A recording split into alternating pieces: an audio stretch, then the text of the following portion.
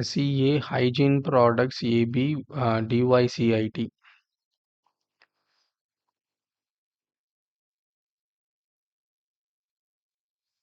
Section 4. So, charge of income tax, reimbursement of software payment, license obtained from third parties, not royalty, not taxable. What is it saying?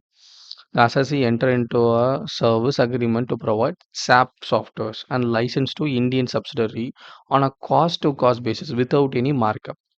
Okay, I bought a software for 100 rupees, I'm selling you for 100 rupees. Okay.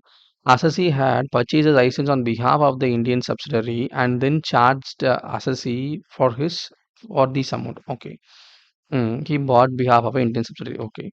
Assessing officer held that once a right has been provided for the cost, the fact there is no markup or any profit would not take a receipt out of the income nature. So assessing officer held that once a right has been provided for the cost, the fact that there will be no markup or any profit would not be taken as a receipt out of the income nature. Okay, then in this scenario, the amount cannot be treated as a reimbursement. The payment should be treated as royalty. So any software payment which you repay, it can be treated as a reimbursement. It should be treated as a royalty. Okay. The tribunal note that the agreement, the financial director certificate held that there was no challenge to an factual elements of the receipt being cost to cost reimbursement received by the assessee. The tribunal said that okay, there's a cost which is being recovered and cost is being paid for the software of this cost. Okay.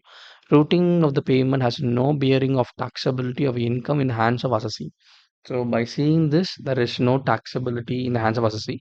Receipt of software license fees by the assessee for the Indian subsidiary was a reimbursement of software license fee paid to the third party, and it would not constitute income taxable in the hands of assessee. So the tribunal said that okay, you don't need to pay tax. We agree with it. It's a very good case. Very good case.